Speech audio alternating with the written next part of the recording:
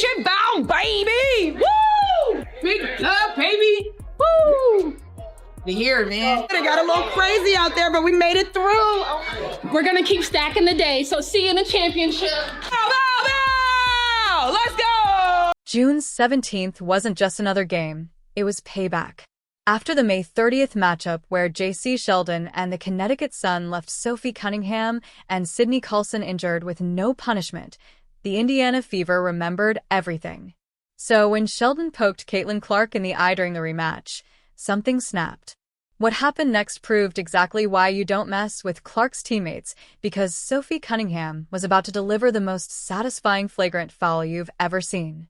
If you support the Fever, comment CC and Spicy Sophie.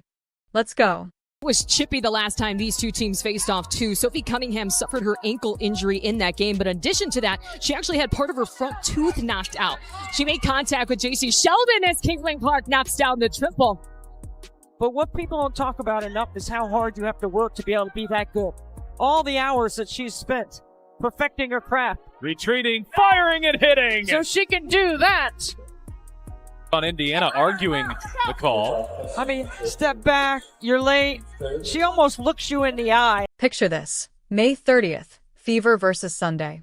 What started as a normal game quickly turned ugly as Connecticut brought a level of physicality that crossed the line from competitive to dangerous.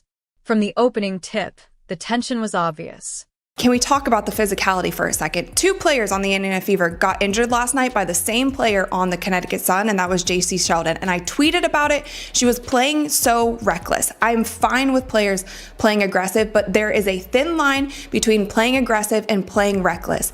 When you dive for a ball, you don't land on somebody's leg. She landed on top of Sydney Colson's leg, and her leg got stuck and literally twisted around.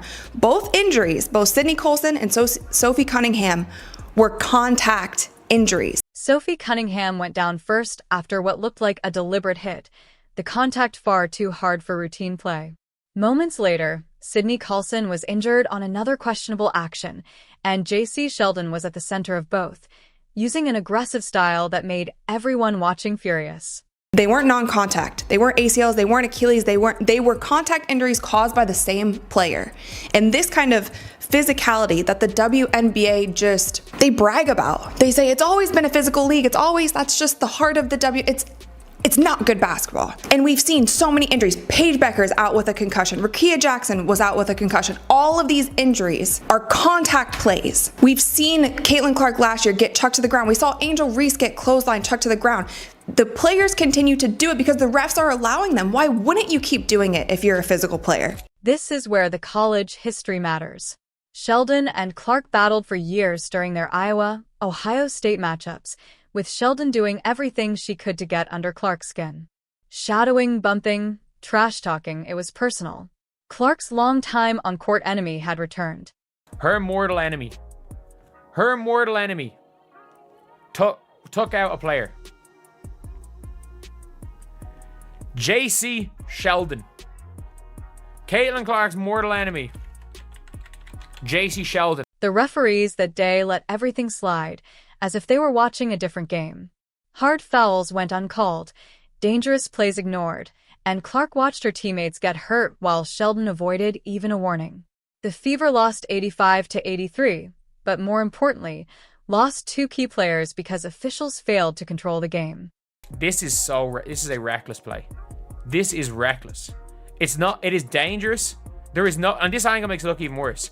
It is dangerous. Like, Sid Colson is between her and the ball. Sid Colson is in fact between Jacy Sheldon and the ball, and she dives through her knee. It wasn't even called as a foul. Clark's glare during the handshake line and her post-game comments said everything. This wasn't over.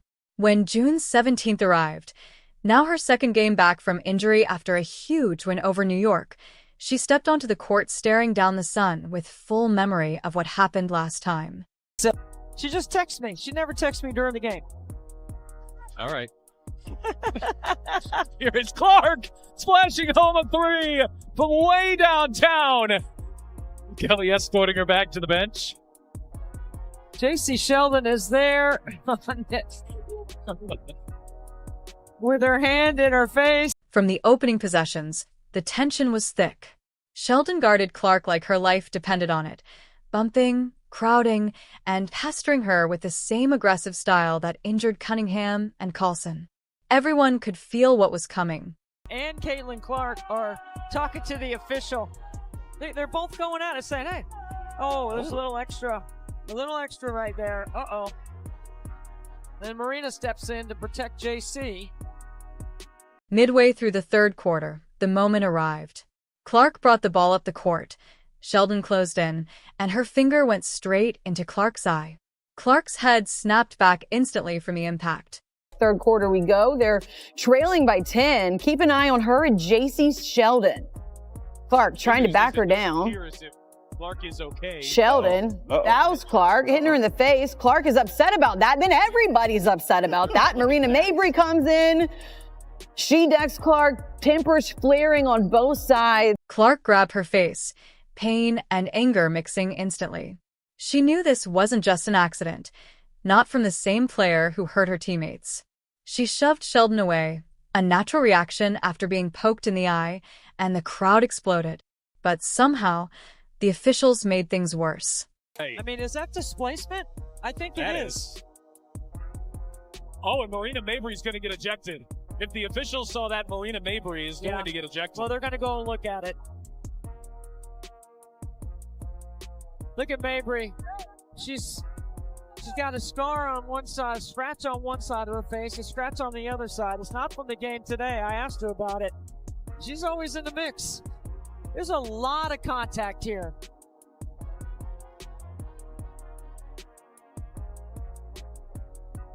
There's a scrape across the face. That's what Clark didn't like. Despite Clark holding her eye and the replay showing everything clearly, the refs called a technical foul on Clark for pushing Sheldon after being poked. It made no sense. Clark had just dropped 32 points in her first game back, and now she was being punished for defending herself. And this was only the beginning. Take another look as we try to figure out what exactly went down. So you see her get hit in the face. Jacy Sheldon doesn't like that, and everybody on the team doesn't like it. Marina, trying to have her teammates back, pushes her down. You see a little bit of drama all the way around. Tina, Charles, Clark, and Mabrey, they received technical fouls. Sheldon received a flagrant 1 foul. Right after the technical, Marina Mabrey stepped in and escalated everything. As Clark was still dealing with her eye, Mabrey charged in and body-checked her with shocking force. And then Marina Mabrey comes out of nowhere and chucks her to the floor. Now let's watch this in slow motion. Here, Jacy Sheldon is guarding Caitlin, swipes her in the face. There's one. Going for the ball, swipes her in the eyeball. Caitlin's gonna have to start wearing goggles. And then Caitlin pushes her off of her, like, why are you still in my face? Marina Mabrey, bad out of hell, chucks Caitlin Clark to the ground. This wasn't a basketball play. It was a full-on hockey hit. Mabrey launched into Clark, knocking her to the floor. The arena gasped as Clark hit the hardwood, stunned that yet another Sun player had taken a cheap shot. Now after this, you guys, of course, the referees are going to review the play because that's a lot of contact going on right there. That's a lot of unnecessary contact. That's a lot of non-basketball contact happening during this play, right? So the 3 referees that I like to say, they got them straight out of Sephora because I don't think these referees have ever refereed a professional basketball game in their life. They took these referees, they were at the monitor, they looked at it for, I'm not even exaggerating, you guys, like 15 minutes. 15 minutes they are watching this play over and over. The Fever bench erupted, pointing and yelling at the officials. Coach Stephanie White lost it on the sideline, demanding accountability as the crowd roared in disbelief. But the refs still didn't grasp the seriousness of what had happened. The announcers here are saying, of course, Marina Mabrey is going to get ejected because that was unwarranted. She literally came out of nowhere and chucked Caitlin Clark. There should be a flagrant 1, of course, on Jacy Sheldon because she swiped her and hit her in the eyeball. Whether it is intentional or not, you can still have a flagrant a flagrant foul called on you, whether you are trying to intentionally hurt somebody or not. But this is what they called, you guys. This is what they called. Caitlin Clark, Marina Mabrey, Tina Charles were assessed with technical fouls on Tuesday. Caitlin, Marina, and Tina Charles. Technical fouls. That's it. Technical fouls. That's it. And Jacy Sheldon was assessed with a flagrant 1 foul, and no players were ejected. Mabrey received only a common technical foul, the same penalty Clark got for reacting to being poked in the eye. Meanwhile, Sheldon was given just a flagrant 1. No ejections. The math made no sense, and the entire building knew it. The message was clear. If the officials wouldn't protect Clark, her teammates would. Sophie Cunningham watched every cheap shot and was ready to make sure nobody forgot what happened on May 30th. When the officials don't get control of the ball game, when they allow that stuff to happen, and it's been happening all season long. All season long. It's not just this game, it's been happening all season long. This is what happens, right? This is what happens. You've got competitive women who are the best in the world at what they do, right? And when you allow them to play physical and you allow these things to happen, they're going to compete and they're going to have their teammates' backs. It's exactly what you expect, right? Out of fierce competition. So I started talking to the officials in the first quarter, and we knew this was going to happen. You could tell it was going to happen. So they got to get control of it. They got to be better. After the game, Coach White blasted the officiating. She said the refs failed to control the game from the start and that this has been happening all season. When officials allow unchecked physicality, players will defend their teammates, and that's exactly what happened. So now let's talk about Sophie Cunningham. At the end of the game, Jacy Sheldon is going for a fast break layup and Sophie Cunningham is running with her. And I remember in my head, like it happened in a split second and I said, oh, let's see. Let's see what happens here. Cunningham remembered her own injury, remembered Sheldon walking away without consequences, and remembered Clark being targeted again. So when Sheldon drove to the basket in the final minute, Sophie saw her moment. Sophie commits a hard foul on Jacy Sheldon. Again, as Jacy Sheldon is going up for a layup, Sophie bear hugs her and takes her to the ground. What I will say is Sophie did not grab her and throw her to the ground. She didn't body slam her. She didn't do anything, in my personal opinion. Maybe I'm biased here, but I'm gonna give you guys my straight up honest opinion on this. She bear hugged her, took her to the ground. Yes, it was intentional. It was absolutely intentional. She lined up Sheldon and delivered a hard, intentional wrap-up, the most satisfying flagrant foul of the night. It was pure payback. Sophie was ejected with a flagrant 2, while Sheldon and Lindsay Allen were tossed for their roles as well. It was, to me, payback for what was happening the entire game. But she did it in a way that she wasn't going to injure Jacy. She was just making it known, like, if the refs aren't going to handle it, I will handle it. We'll take care of it, but this is not what you're going to do when you come into our house. It was an intentional foul. It was a hard foul. She brought her down.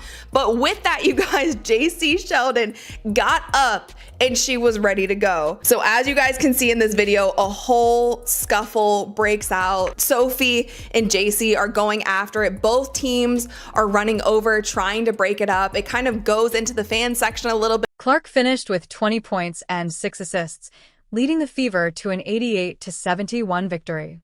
Natasha Howard recorded her 50th double-double, and Kelsey Mitchell added 17. It was a strong team performance, but everyone knew what truly mattered. A rare miss at the rim for Aaliyah Boston, the league's top field goal percentage shooter in the WNBA, but it's Boston who comes up with the steal and the find to Howard. Clark working on the rookie. Clark on the drive. Hang, shot too strong. There's Howard to clean up. And Clark working off the ball, comes off the stagger. Third year in her WNBA in terms of setting up her teammates. Clark behind the back, feed inside. 2 more for Howard. This wasn't just beating the Sun. It was the Fever proving they won't be bullied, intimidated, or targeted without consequences. The win pushed them into their first Commissioner's Cup final and sent a message to the entire league. The Indiana Fever fans were chanting, "Sophie, Sophie."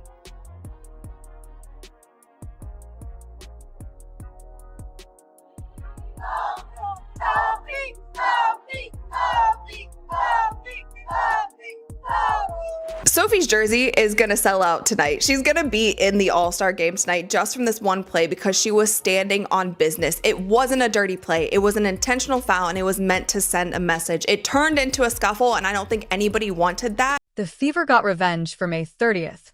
Clark got her justice. And Sophie Cunningham became a hero for standing up when it mattered. When officials don't protect you, teammates do, and the Fever proved that on June 17th. Oh, and Clark just took it away. It's a 2-on-1. Clark, bounce pass, pretty find, and Mitchell won't miss from there. This game showed that the Fever aren't just talented. They're loyal, united, and ready to fight for each other. With the Commissioner's Cup final against the Lynx on July 1st, the future has never looked brighter for Fever fans.